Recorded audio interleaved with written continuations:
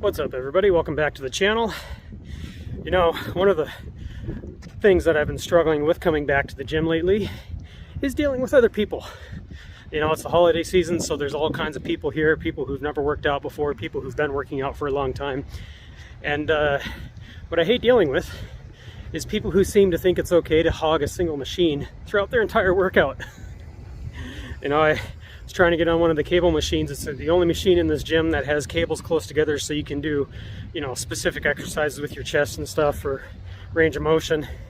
And this guy proceeded to sit there for pretty much his entire workout and hog that one machine, basically using that single machine to do everything, when there was other machines in the gym that could have done the exact same thing for him. So it was extremely annoying. That's my pet peeve for the day, my vent. I'll see you guys at the bowling alley here in a bit.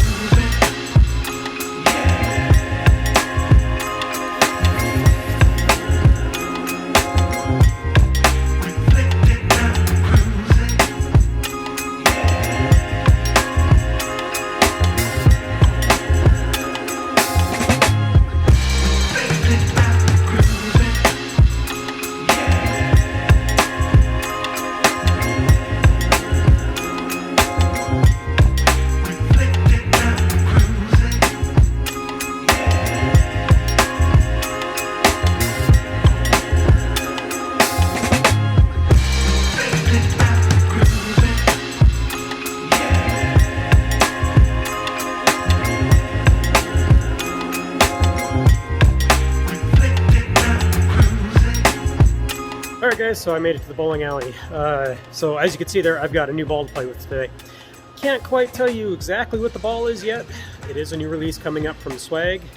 I think you guys are going to like this one. If you like the Swagger show off, you should like this ball. But I'm kind of experimenting a little bit with my layouts. You know, my normal layout is a 4x2 PAL. I don't know if you guys have paid much attention to Mikey Pinnell or at all on the bowling scene, but he came up with a two-handed layout system called PAL, pin above the line. And my normal is a 4x2, so my pin to PAP is at 4 inches. Gives the ball a decent amount of flare without it over flaring. And then that 2-inch pin above the line measurement makes it nice and smooth off the break point, more continuous. And I've been experimenting for a while, trying to figure out basically a layout that will allow me to reduce the flare of the ball, but keep the track off of the fingers.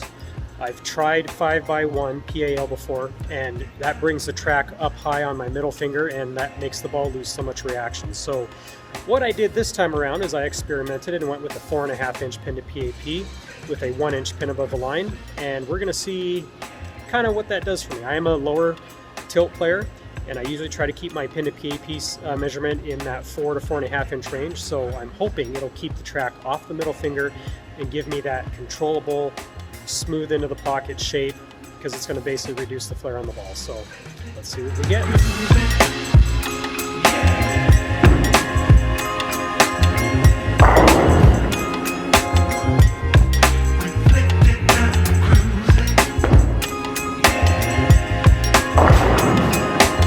Okay, so we're actually only 2 shots in with this ball, and we're going to see just how much it's flaring here.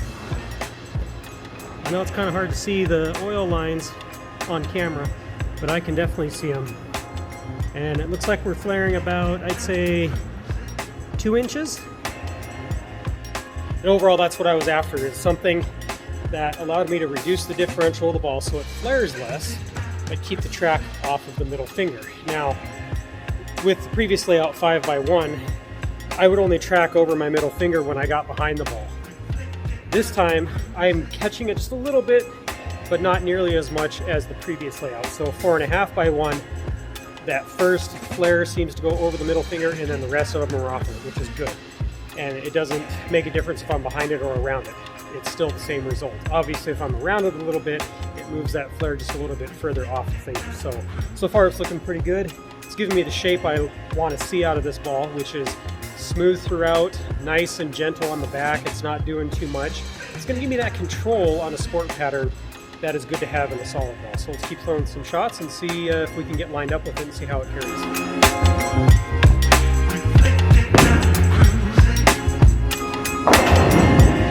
That shot there was a 2-in-1 move off of my first line, which I was 22, looking 12 out to about 10. So I moved 24, looking 13 out to about 10 on that shot. That's pretty good. That's what I'm looking for. It's smooth off the back. Not, it's not going to change direction a ton. It's going to give me a little bit of control. So I'm going to move again. We'll go 26 and 14 out to 10 and see how it goes.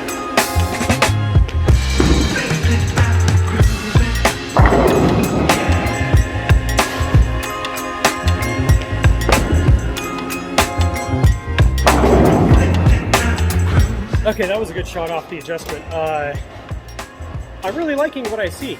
The core that's in this ball, just to give you a bit of information, is the same core as the Swagger Show Off. That's all I'm going to give you. But I hit my line good that time. I was 14-15 at the arrows out to 10, and it was just throughout the entire lane, nice and controlled, and that's really good. I'm going to keep going left and kind of see how this ball plays as I get those angles opened up a little bit. Again, keep in mind, the idea of this ball is to give me control on a fresh oil pattern when the back ends are really, really jumpy, and I need that control on a solid ball. If you have a ball that's drilled a little stronger, for example, the Joker that I currently have in my 6-ball arsenal, that Joker is going to want to really just, go off that dry a ton. So hopefully this ball will allow me to control the back end friction when reactive is in play. Obviously, if urethane's in play, urethane does that for me.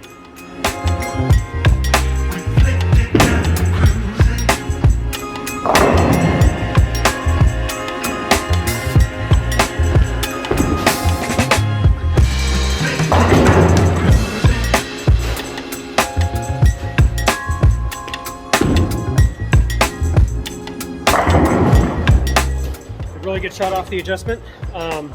10 pin there. Now, just like I said, keep in mind, lower differential because of the layout on this ball. It's flaring less. You leave a 10 pin in that case. Now, I was staying behind it, but I'm going to stay in that spot, get around it. We're going to see how that changes the reaction.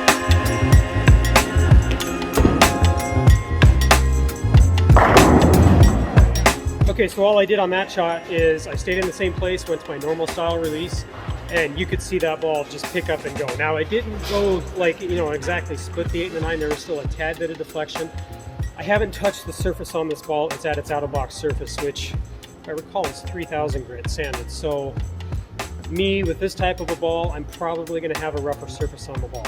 This is what it's giving me at its out-of-box surface, which, to me, feels pretty smooth. So, overall, I'm extremely happy with it. I think 4.5x1 is going to be my new lower differential, less flaring layout for at least the symmetrical balls. On an asymmetrical ball, if you want something lower flaring, I tend to go with like a short pin, just because an asymmetrical ball is so strong. That's usually what you have to do to really dial that core down. So, well guys, thanks for joining me for today's video. One thing I can definitely tell you, that ball is going into my 6-ball arsenal. Now the decision is going to be which ball is it going to replace out of that 6-ball arsenal. So tomorrow I'm probably going to spend some time trying to figure out what that ball is going to be. Leave a like on the video and comment below what you guys use for your layouts to give you that reduced overall flare and that smoother look into the pocket, and which ball you use for that. I'll see you guys in the next video.